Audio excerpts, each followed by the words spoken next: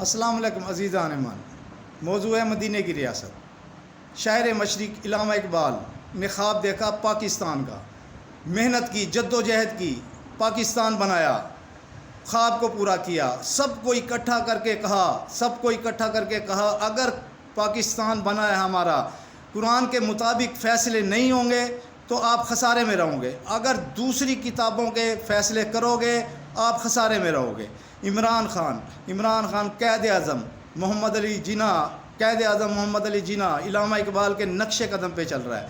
علامہ اقبال نے کہا اگر قرآن کے مطابق فیصلے نہیں کرو گے، دوسری کتابوں کے فیصلے کرو گے، تو اس نے کہا بجھی عشق کی آگ اندھیر ہے، مسلمان نہیں راہ کا ڈھیر ہے۔ یہ علامہ اقبال نے بہت پہلے بہت دور نظر رکھ کر یہ بات کی۔ علامہ اقبال کے نقش قدم پہ، قائد اعظم کے نقش قدم پہ آپ عمران خان کو نظر انداز نہ کرو۔ یہ اپنی تعریفیں نہیں کر رہا، یہ مزہ یہ ہے کہ دوسرے لوگ اس کی تعریف کر رہے ہیں، دوسرے ملکوں والے احتجاج کر رہے ہیں۔ عمران خان زندہ باد۔